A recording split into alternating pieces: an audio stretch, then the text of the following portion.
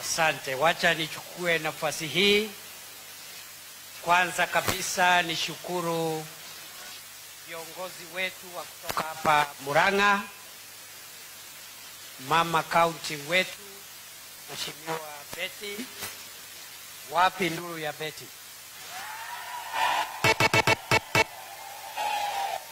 Na timu yetu yote.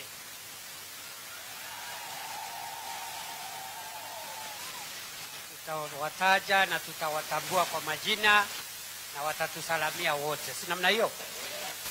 Pia tuko na viongozi wengine kutoka kwa serikali. Kwa hivyo hiyo kazi tutaitambua hapo mwisho. Kwanza kabisa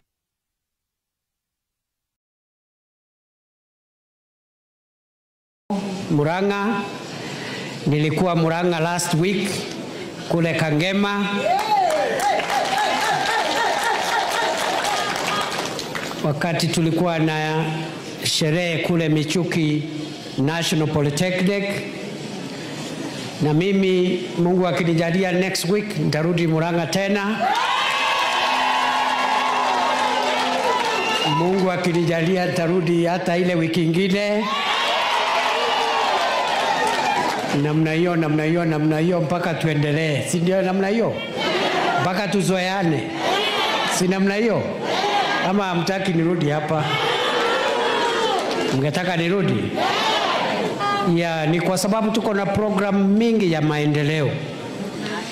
Na mnajua rais alikuwa hapa last month na atarudi tena August, September. Kabla arudi nitakuwa nimefanya ziara mingi, Mungu akinijalia, hapa Murang'a, vile pia nazuru sehemu zingine. Sio Murang'a peke yake, hata zile sehemu zingine za Jamhuri ya Kenya. Najua ya kwamba imekuwa miaka 2.5 sasa baada ya uchaguzi. Na kila kiongozi ambaye amechaguliwa, MCAs, hata tuko na MCAs wetu hapa, watatambuliwa. MCAs, MPs, senators, governors na rais. Kila mtu ako mbioni saa hii kuhakikisha kwamba ile agenda alisema atafanya, kuhakikisha imesonga, imefika kiasi na imeharakishwa, kwa sababu huko mbele, huko 2027 iko mtihani. Nego kana tego. Kwa hivyo sisi kama ofisi ya rais, president, na sisi zote mawaziri, PSS, MPs ambao budget yao iko kule national government, tunakazana kwa sababu tunajua tuna majibu, tuna maswali ya kujibu wakati wao ukifika. So tuko hapa pia kuwapatia report card ya mahali tumefika, kwa sababu saa ingine ni vizuri kuangalia hatua ambayo tumefanya, ndio sasa tuwaeleze ile iko hapo mbele tutafanya namna gani. Unajua ya kwamba uchaguzi ulikuwa August 2022. Wakati ule uchumi ulikuwa katika hali mahututi kwa sababu ya athari ya ugonjwa wa COVID-19 ambayo ulisambaratisha biashara, kazi. Hakuna kazi iliendelea 2020 nusu, 2021 karibu yote, na a bit of 2022 kwa sababu ya COVID-19. Si mnakumbuka ule ugonjwa wa corona? Si biashara zote zilifungwa? Si tulikuwa tunakaa nyumbani? Hakuna biashara inaendelea, hakuna mtu anaenda kazi. Hiyo ugonjwa ulituletea hasara kubwa ya kiuchumi. Ndio maana siku ile mnapigia rais kura, uchumi haukuwa mahali pazuri kwa sababu ya hiyo COVID-19. Lakini Mungu ametujalia miaka 2 sasa tumefanya kazi kiasi. Hata kama bado kuna matatizo, kuna ile hatua ambayo tumepiga. Unakumbuka siku ile ya 2022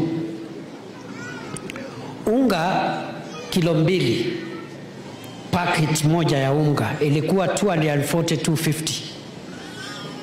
Ndio uliona ile maandamano ilikuwa inapangwa kila siku ya sufuria. Tego kana tego. Lakini tumejaribu kiasi. Unga imeteremka kidogo, haiko 240-250, iko 120-130, hapo ingine brand ingine 140, na tunataka tuidhibiti zaidi, ishuke hata zaidi, ikuje 100. Tulifanya hivyo kwa sababu tulipunguza bei ya fertilizer. Kwa sababu tulikuta fertilizer ikiwa 7,000 kwa gunia moja. Tukateremsha ikakuwa 2,500, ndio wakulima wapate fertilizer ya kutosha ya kuzalisha mahindi, ndio bei ya unga ishuke. Ni mwanjigwa. Vile vile kahawa yetu 2022 kilo moja ya kahawa mkulima alikuwa anapata shilingi 50 ikienda sana 60. Kupitia kazi kubwa ya miaka 2 ambayo imepita, sasa hivi Kiambu, Murang'a, Nyeri, Kirinyaga, Embu, Tharaka Nithi, Meru, kaunti ambazo zinakuza kahawa, tunalipa kilo moja 110, 120, 130, 140. Pale Embu imekaribia 150 kwa kilo moja. Why? Tulipunguza bei ya fertilizer, tukatafuta masoko, tukaondoa zile kateo zilikuwa zinasumbua wananchi, na tukapeana pembejeo ambayo inasaidia kuimarisha bei ya kahawa. Kwa hivyo bei ya kahawa sasa imerudi mahali ilikuwa miaka 35 iliyopita. We have the highest coffee prices comparatively in that 5 years. Majani chai tunang'ang'ana, bado haijafika mahali tungetaka. Tulikuta average price ya majani chai ikiwa 44 shillings, sasa imefika 64 shillings average. Tunataka tuisongeshe ifike 100 na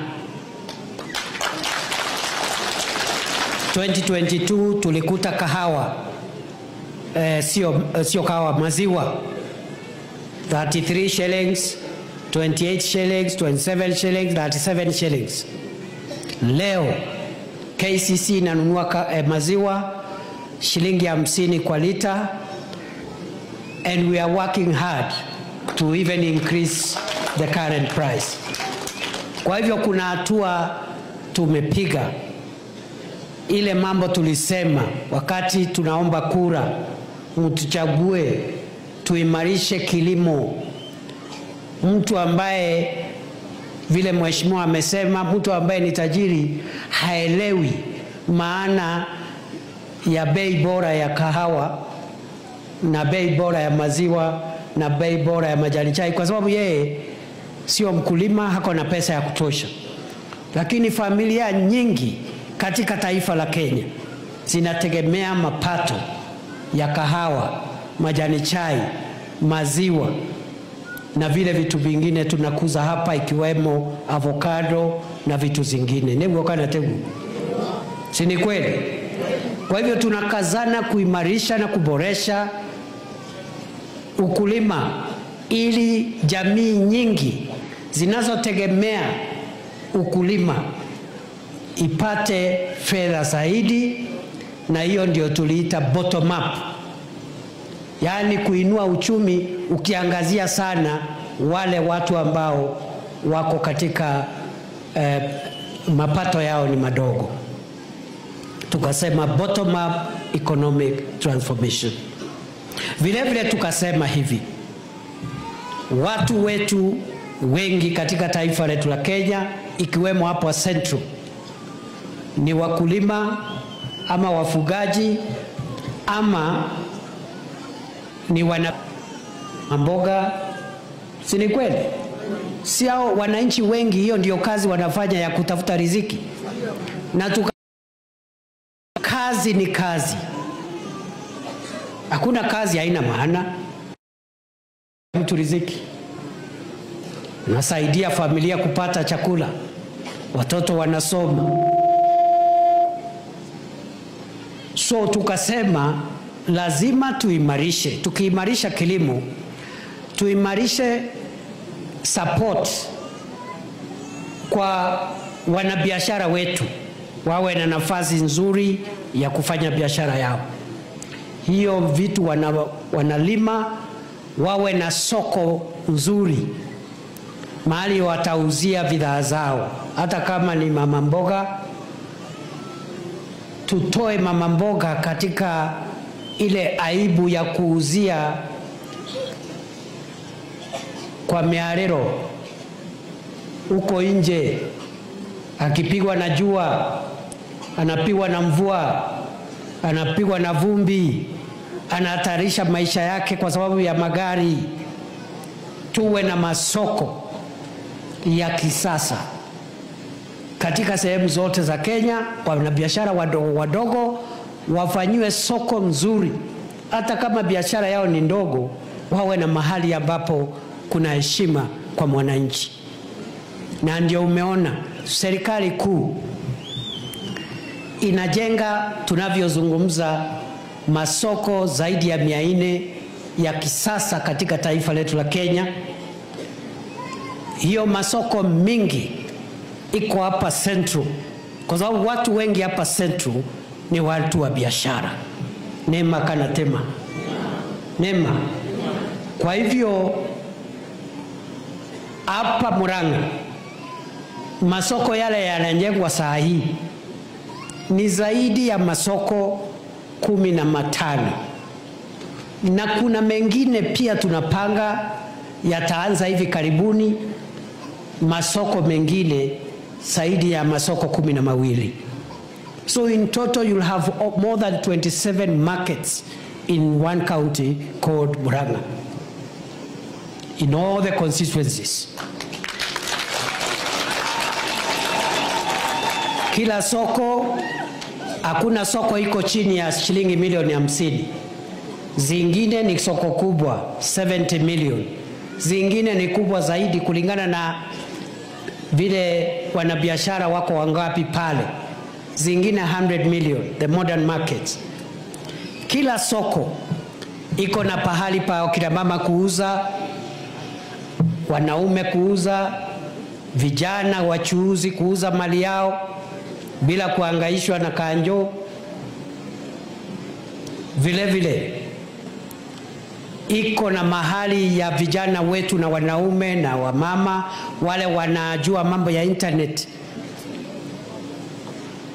Every top floor of every market iko na ICT hub, iko na computer, serikali itaweka, iko na internet, serikali itaweka, na bundles for free.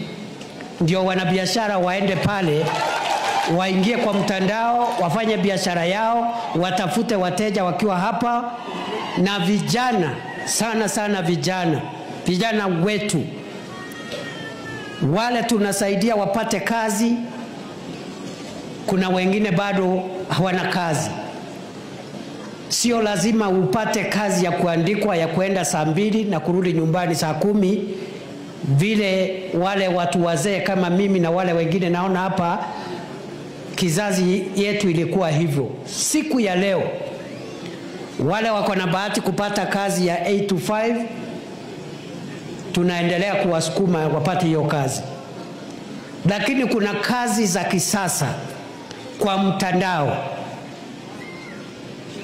Wale vijana wanajua mambo ya internet, watawaambia wewe mama ama wewe mzee, watakwambia siku hizi sio lazima mtu awe mwalimu ama wakili ama, kuna kazi kwa mtandao. There is work digital jobs. Kuna kazi huko kwa mtandao ya speech writing, app developer, transcriber, forex trading. So long as you have access to internet, stable internet, there are job opportunities for young people who are ICT savvy to get jobs on the internet, earn a living. Ndio unaona tunajenga ICT hub, kwa kila soko iko na ICT hub. Kila ward tunajenga ICT hub. Kila TTI, Technical Training Institute, iko na hub inaitwa Jitume Lab. Ukiongea nao vijana watakwambia, hata hapa Michuki Technical na zile TTI ziko hapa Murang'a. Kwa hivyo tunatafuta njia zote kuweka pesa katika mifuko ya wananchi. Hiyo ndio bottom up. Hii masoko tunajenga iko na ICT hub, iko na mahali pa kuuzia bidhaa kwa akina mama wetu, iko na mahali pa kuhifadhi nyanya ama sukuma wiki ambayo umeuza ikabaki. Iko chumba cha barafu, cold room. Unawacha ile nyanya pale ama sukuma wiki isioze. Uuze stock leo, ile imebaki uuze kesho, kesho kutwa, mtondogo, mpaka siku ile stock itaisha. Hiyo ni sawa si sawa? Sawa si sawa? Vile vile wamama wengi ambao wanafanya biashara ni wamama wachanga ambao wako na watoto wadogo. Tukasema sio heshima mama kwa sababu wako na mtoto mdogo, kazi yake hawezi endelea na biashara yake. Hiyo markets tunajenga iko na chumba maalum. Mama wale wako na watoto wadogo wanakuja, unaacha mtoto kwa hiyo nyumba, hiyo room, anatunzwa na ule anamtunza. Mtoto akisikia njaa, mama anatoka pale sokoni, anaingia hiyo room, anasort out mtoto, anarudi anaendelea na biashara. Na tukasema hiyo ndio bottom up. Watu wengi hawaelewi. That is bottom up. Kwa sababu ule mama kazi yake inaendelea, lakini pia ako na heshima. Umesikia? Kwa hivyo these markets are modern, they are transformational. Hapa Kegumo, kwa sababu nimesema siko nyingi hapa Murang'a. Hapa Kegumo umesikia Mheshimiwa Bete ametaja. Iko Kangare na iko Mudhithi. Na hiyo ni soko kubwa ya 100 million modern market. Iko na hizo vitu zote nimesema, na ziko karibu kujaa. Unajua kuna watu wanasema hakuna kitu hii serikali imefanya.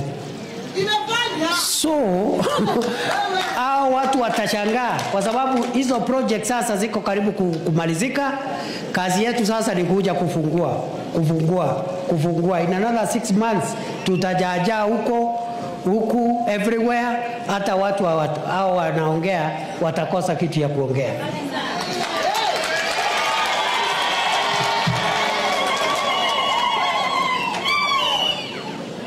Wakati hauniruhusu kueleza mambo ya affordable housing ile tunafanya. Tuko na affordable housing projects here in Murang'a, moja Makenji, ingine pale Kandara, ingine pale Makoyo, and we are also building hostels for our institutions, the KMTC campuses, the TTIs, ndio watoto wetu wapate mahali pazuri pa kusomea. And you know, all this infrastructure we are putting in place, we are not borrowing any money. Sio ati World Bank ama nini, ni pesa ya Wakenya. That is how our country moves towards self-sufficiency, because you can do your things without having to borrow money. Vile vile Mambo ya stima, tumesema ya kwamba stima sio starehe ya matajiri peke yao. Sisi watu ya bottom up, watu ya hii mrengo yetu ya siasa, we believe prosperity of the nation comes from the grassroots, from the people below, and reaches everyone. You don't empower just 5 rich people on top and hope that those 5 people will empower millions of people at the bottom of the pyramid. So, stima, tuko na program inaendelea na PS wa stima ako hapa.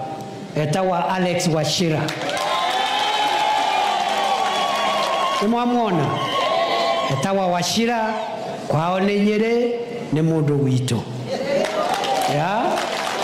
So msidanganywe, huyu ndiye ako na budget ya stima ya Kenya. So stima isipotosha hapa Murang'a, mulaumu huyu. Yeah, sababu ndio rais amemwambia asimamie budget ya stima Kenya. So huyo Alex ni mtu ya area hii, ni mtu ya Nyeri. Na Alex umesikia, you can sit down. We are running a program saa hii na wabunge wenu wako hapa. Wabunge wenu wako hapa. Saa hii tunavyoongea hapa Murang'a, project zile zinaendelea za kushikanisha stima mahali haijafika. Ni projects za bilioni 1 na milioni 100. 1.1 billion shillings. Kila constituency imepewa pesa yake hapa Kigumo na zile constituencies zingine. So we are spending currently 1.1 billion to connect an additional 16,000 households with electricity here in Murang'a. Hao waheshimiwa wanajua ni kijiji gani iko na giza, ni kijiji gani bado stima imefika, na mahali haijafika saa hii tutaendelea kuongeza pesa mpaka kila mtu akuwe na stima kwake.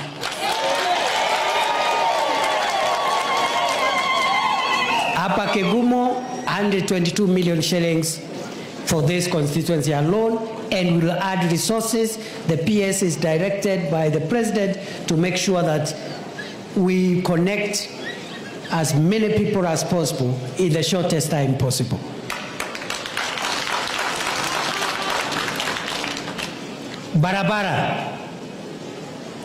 Barabara zilikuwa zimekwama. Ni kwa sababu uchumi ulikuwa umeharibika. Ile pesa kidogo tulikuwa tunasanya, tunaweka kwa kahawa, ndio kahawa, bei ya kahawa ipatikane, tunaweka kwa mambo ya maziwa, ukulima, mambo ya majani. Lakini sasa kwa sababu food prices imekuwa stable kidogo sasa, inflation, mumelipwa vizuri. Umesikia hiyo evidence? Hao ni wakulima, na ukiwasikiza na kuangalia wamefurahi. Si wamefurahishwa na hii serikali? Yeah, so that is our joy. That is our joy. We want to see every person in Kenya smiling all the way to the bank. Pesa mfukoni. Wanabiashara rejareja, mkulima wa maziwa, mkulima wa kahawa, mfugaji wa ng'ombe, hata mvua samaki wale wako Indian Ocean na Lake Victoria afurahi, Kenya isonge mbele.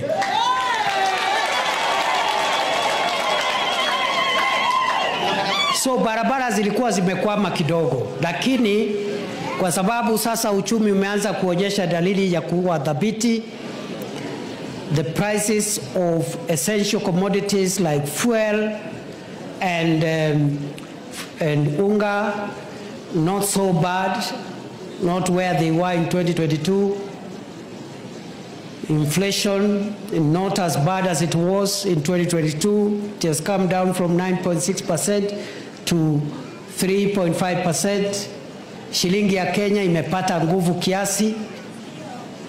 Tulikuwa tunanunua dola moja 165, 167 shillings in 2022. Today you need less Kenya shillings to get $1.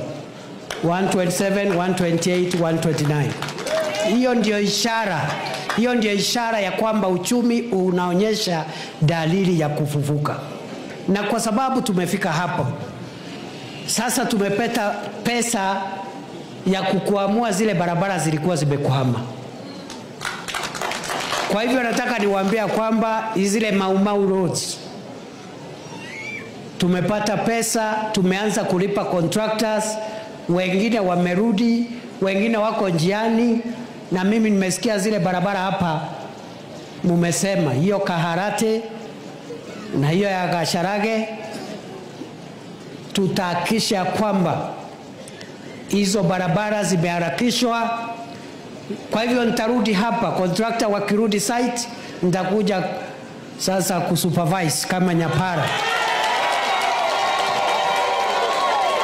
Mimi mtaniona huko nimevaa reflector, nimevaa sijui nini, kwa sababu hiyo ndio kazi ya deputy president. Si namna hiyo? Ukienda pale Murang'a, wananchi wanakuambia shida, unatumia hiyo mamlaka kukuamua hiyo miradi ikiendelea, unakuja kuona ndio iharakishwa, contractor asizembee. Ikikamilika, wakati inakamilika, unaenda unaambia rais, anakuja anafungua. Niendelee na hiyo kazi ama nizubae? Niendelee kukuamua miradi yetu, barabara na stima na masoko na mambo ya kahawa na majani chai? Wangapi wanasema niendelee na hiyo kazi?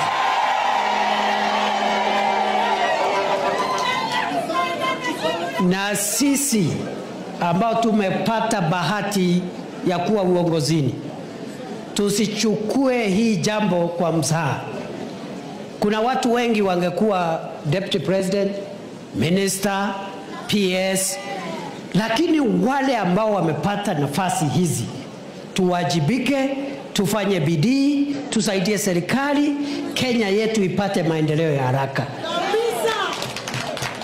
Sio kiburi na uchochezi, na mtu saa ingine ako kwa serikali lakini anaongea kama mtu ya upinzani. Alafu anasema mufanye, wakina nani wafanye? Mimi nimefika hapa, umesikia hiyo mambo yote ambayo mmesema, mimi naenda kufuatilia. That's why I'm deputy president. Yeah. So watu wetu tuko chonjo, na nimewaambia hii Murang'a tutatembea mpaka watashangaa. Kwa sababu hatukuji hapa mambo ya bure, hatujakuja hapa kuzubaa, tumekuja hapa kusukuma barabara, mambo ya stima, mambo ya masoko. Kuna ubaya nikikuja kuwasukumia maendeleo hapa? Kuna watu wananiambia nisitembee hapa. Nitembee. Wacha nione wale wanasema tutembee hapa Murang'a.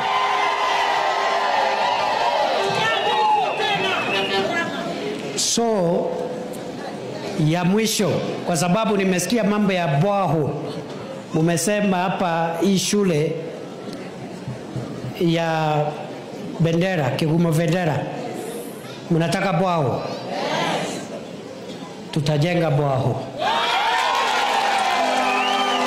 Na mwenye kufanya hiyo kazi ni mtoto wenu ya Murang'a hapa. Kuna kijana amepewa kazi kama chair wa Ardhi Water Development.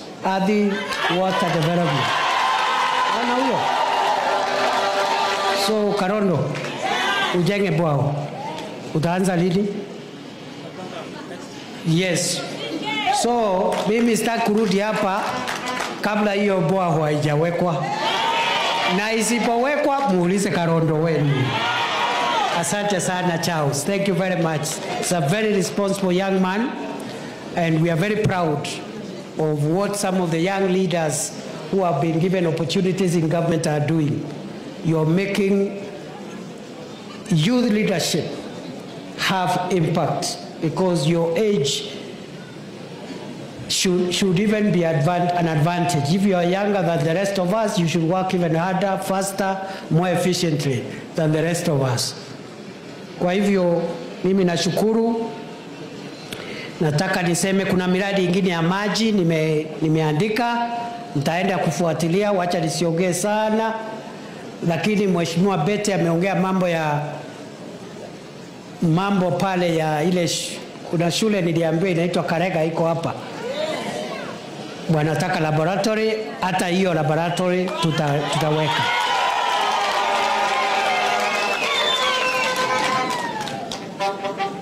Mheshimiwa wenu Bete ameongea mambo ya pombe haramu. Pombe haramu ni adui wa jamii yetu. Ule mtu ambaye anauzia watoto wetu pombe ambayo haina kipimo, pombe ambayo haijakaguliwa vizuri, pombe ambayo haina leseni, ajue yeye ni adui wa taifa la Kenya, kwa sababu kuharibu vijana na kuharibu familia za Kenya ni kuharibu nchi na kuharibu turathi yetu kama nchi. That is destroying our heritage. Kwa hivyo County Commissioner, you need to work harder. Kuna malalamiko hapa, you need to work harder to crack down on those who are selling drugs and illicit brews. Ati naitwa nini?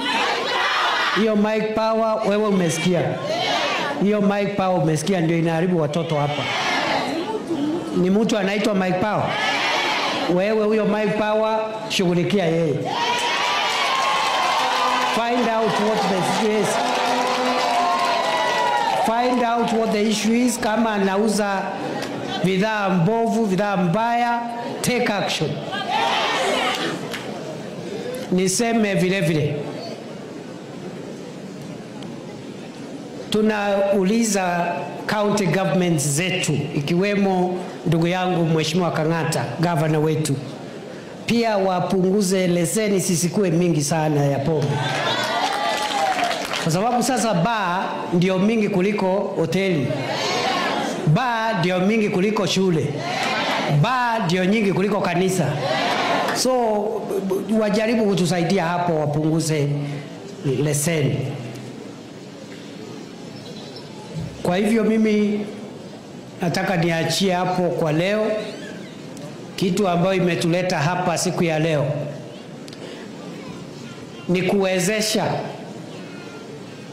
watu wetu, wanabiashara wadogo, akina mama, vikundi vyetu vya wanabiashara wadogo, wale wanasaulika. Mara mingi wanasaulika. Na tumesema safari hii hatutaki ati sisi wanasiasa baada ya uchaguzi tunangojea mpaka siku ya kampeni ndio tunarudi tunatafuta kijana ya bodaboda tunampatia reflector ya shilingi 50 ndio atupigie kampeni. Kabla tufika kampeni lazima tujikaze, tusaidie hao vijana waimarishe biashara zao. Leo kana tegu. Na tunafanya hivi mapema kimaksudi. Si mapema ndio best. Si mapema ndio best. Na ni siku ya kampeni. Tunataka hiyo mambo tufanye saa hii, na sio tu apron, sio tu reflector. Tunawatafutia stock ya kufanya kazi, tunawatafutia si namna hiyo. So hiyo ndio inaitwa empowerment. Na tumesema jana, nilikuwa kule Naikuru kule jana, tukasema hivi, kuna watu nimesikia ati hawataki tusaidie vikundi vya mama mboga na bodaboda, ati tuache kuwasaidia, ati tuwache wakae hivyo waumie,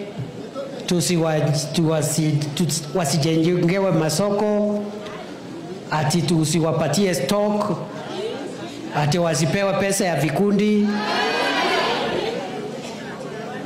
Nyinyi mnasema tuendelee na hiyo kazi ya kusaidia ama tuwache? Tomate hivi. Tutaidhanie. Kwa hivyo mimi nataka kuwauliza wale wanapinga vikundi vya wanabiashara wadogo wasaidiwe, wajitokeze wasiwasi, waseme tujue ni akina nani wako upande wa wananchi na ni kina nani wanatumia wananchi vibaya. Ni mwajibwa. Tusaidie wanabiashara wetu wapate pesa ya kuinua maisha yao, waongeze stock yao.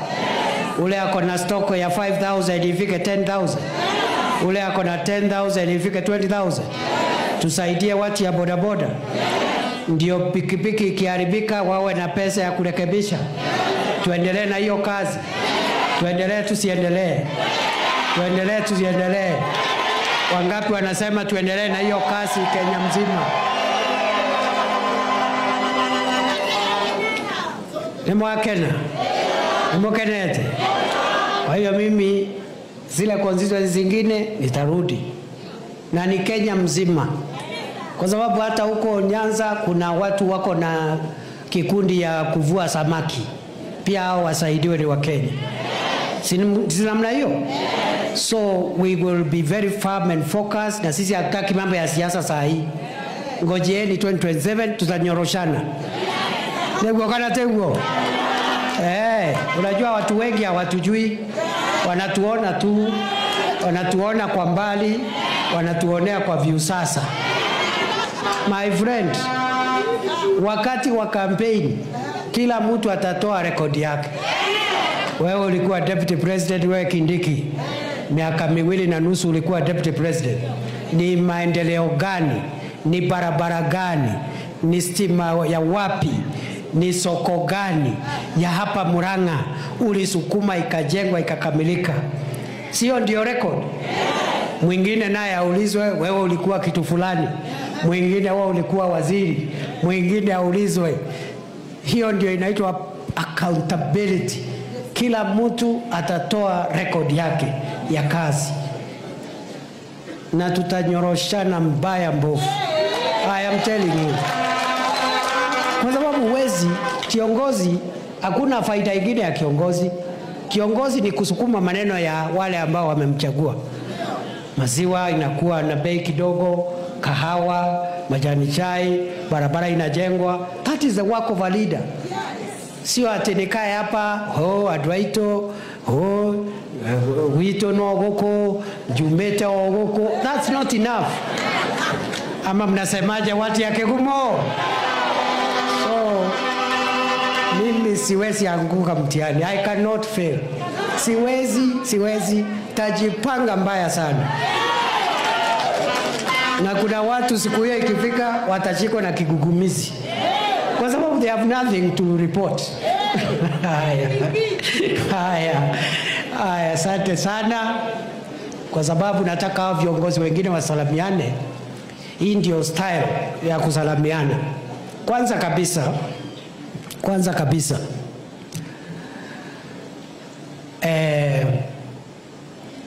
tunaanza empowerment saa hii. Right now nikiwa hapa.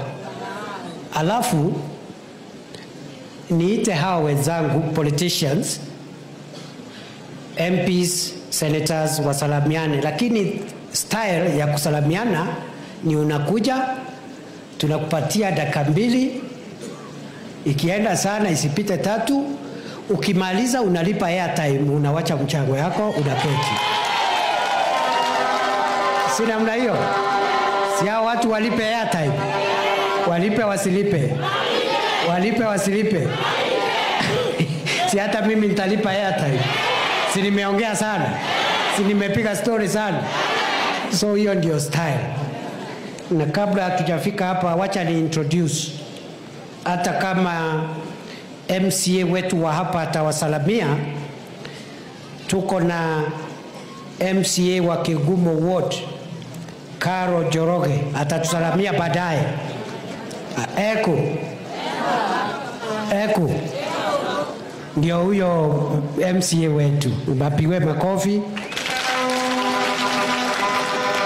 Tuko na Mheshimiwa Moses Mirara,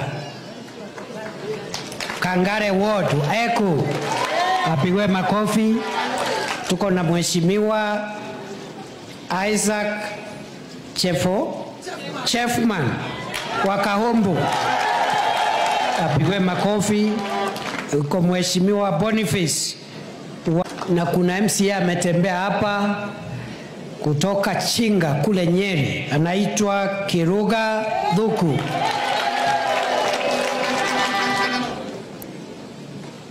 Tuko na PSs wetu, wale wana control budgets, different ministries, different state departments, ambao wako area pia kusukuma mambo ya maendeleo.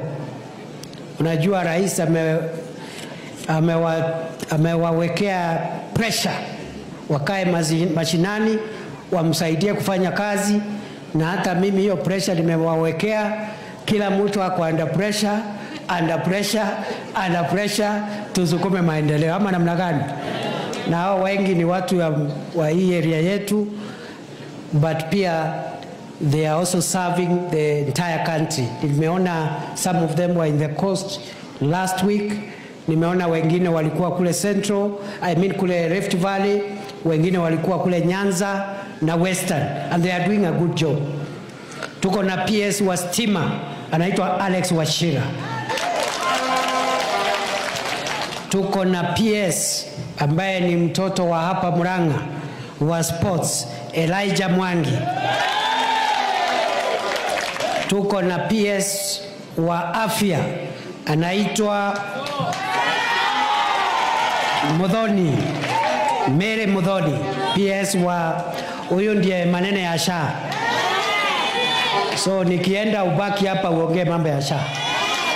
Wakati kuna program ile ingine, hapo ndio utaongelesha mambo ya SHA. Si namna hiyo? Mmejiandikisha SHA? Are you sure? Are you sure? Ama mnanipanga tu hivyo? Wacha nione wale wamejiandikisha SHA hapa. So Mudhoni ubaki hapa, muendelee na hao waheshimiwa. Tuko na PS ambaye anahusikana na Blue Economy Fisheries, anaitwa Betsy Njagi. Na tuko na PS Ann Wang'ombe wa gender na mambo ya kina mama. Tunaona tuko chonjo. Wale waheshimiwa tuko nao. Tuko na mheshimiwa, of course watasalamiana hao, lakini mpigie makofi mheshimiwa wetu mama wa kazi Sabina Chege.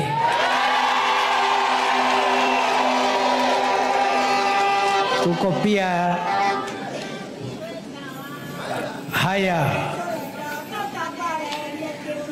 Thank you. Haya, umesikia, umesoma hiyo memo wewe Sabina? Umeambiwa ujipange hapa Kigumo. Mimi sijasema, nimesikia wananchi wakisema. Tuko na mheshimiwa pia shupavu mama wa kazi, mbunge wa Maragwa, mheshimiwa wa Maua.